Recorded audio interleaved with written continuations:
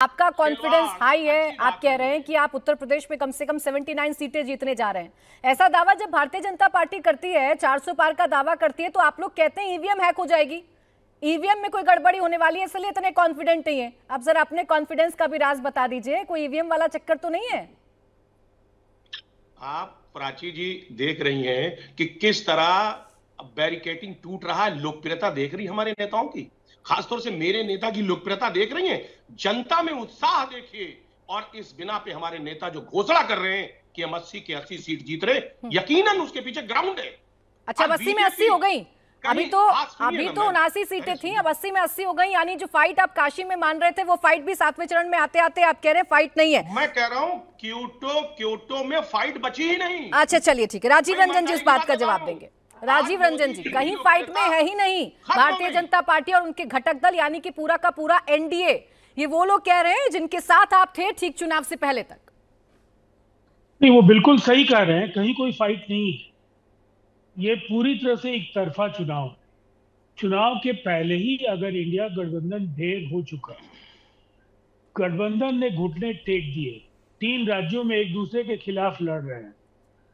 उत्तर प्रदेश जैसे बड़े राज्य में बसपा का इनके साथ नहीं होना और वहां जयंत चौधरी का इनके साथ से अलग होना, और फिर आखिरी समय तक सीटों के गठबंधन को लेकर कांग्रेस और सपा के बीच की जो तल्खियां और जो तनाव है, उसके बाद ग्रासरूट पर कार्यकर्ताओं के बीच जो एक अलहदगी का जो भाव है, एक संवादहीनता का भाव है, नेताओं के बीच जो कम संवादहीनता की स्थिति है, निसंदेह उत्तर प्रदेश में पहले से भी बेहतर परफॉर्मेंस एनडीए का होने जा रहा है। और हमारे राज्य में पिछली बार 39 सीटें थी, और ये बहुत चमत्कार नहीं होगा कि हम एक जो सीट हम हारे हैं किशनगंज की, वो भी ये सीट इस बार हम लोग जीते। तो देखिए, जिस तरह से एक बड़े लक्ष्य को लेकर के इन्होंने कई बार हास्यास्पद टिप्पणियां की, सवाल खड़े किए, ईवीएम हैक होने की बात कही, लेकिन भारतीय जनता पार्टी ने एक सुविचारित लक्ष्य रखा। लक्ष्य की तैयारियों में उन्होंने कमजोर क्षेत्र जहां प्रभाव बेहतर है वहां और कैसे बेहतर करें, जिन राज्यों में खुद के बल पर वो नहीं लड़ सकते हैं वहां साझेदारों की तलाश उन्होंने की, और एक ऐसी रणनीति पर उन्होंने काम किया कि मुकाबले में पूरी तरह से कहीं से भी इंडिया गठबंधन दिख नहीं रहा।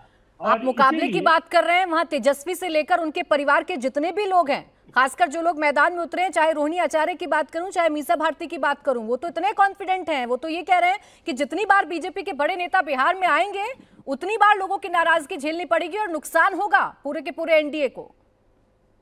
देखिए, जिनसे कोई अपेक्षा ही नहीं हो, उनसे लोग नाराज भी क्यों होंगे? लोगों को लगता है अवसर नहीं देना सबसे ज्यादा बेहतर है, तो अपना प्रतिरोध जताना, प्रतिकार करना, और इसीलिए आरजेडी, कांग्रेस या जो उनके गठबंधन के पॉलिटिकल पार्टीज हैं, उनको परेशानियों का सामना करना पड़ रहा है। नरेंद्र मोदी जी की एक शैली है, वो चुटीले अंदाज में बोलते हैं, आक्रामकता है, लेकिन बेशुमार उपलब्धियां हैं। उन उपलब्धियों का जिक्र एक राजनेता जरूर करेगा।